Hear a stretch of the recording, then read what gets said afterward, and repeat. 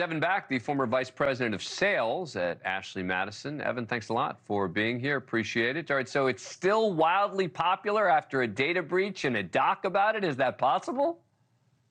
Well, of course. I mean, one thing that the documentary didn't cover is it's a comeback story. I mean, at the end of the day, for the 2 years that I worked there after the hack, there was millions, tens of millions of dollars invested into infrastructure and security.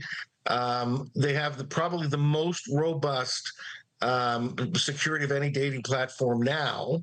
Well, they didn't before, so the company went down, but it's a comeback story. Their membership has doubled, and I think it's probably a very well run business now.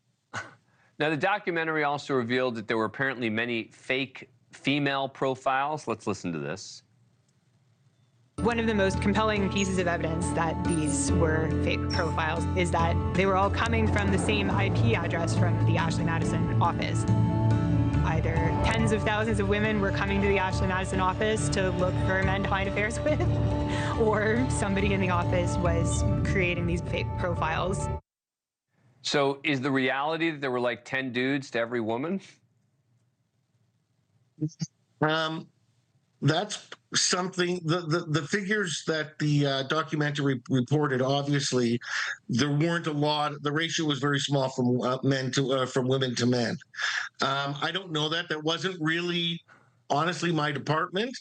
I do know that generally on any website that's for dating or any app, the ratio from men to women is vastly disproportionate, always. And I don't know what it was then, and I can't answer to it now. Yeah. How did it work? I mean, so people would sign up for it, and they would be kind of matched the same way you would be on a dating site?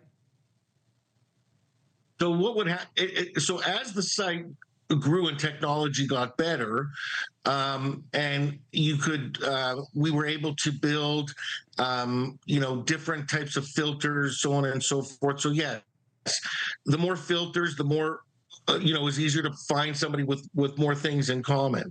In the beginning, it was done on a location basis. I'm in Toronto, you're in Toronto. We'll show each, and more work was left to the members to figure out if they were matches or not. The co-founder, Noel Biederman, pitched the site on TV with his wife, Amanda, regularly next to him. Here he is. I think it helps people with an alternative to divorce. Yes, I do think a lot of people look at their lives and say, I didn't sign up to be a nun. I wasn't interested in the priesthood. Celibacy doesn't work for me. And so they find themselves in a sexless marriage. They're kind of caught between a rock and a hard place. And for many, infidelity becomes that life preserver. It allows them to stay within the marriage and focus on raising kids together while pursuing something on the side. That interview, he claimed, of course, that he was not having an affair. And then as part of the hack, there were all these emails released suggesting that he was. I would assume that was probably not helpful for him personally, or maybe even professionally. Maybe helpful professionally, I don't know. I think even more importantly, if we put him aside, it was devastating to his wife. And, I'm friends with them for years. We're kind of disenchanted now. But, yeah, I mean, Noel kind of made his bed, right? So he's responsible to deal with the ramifications.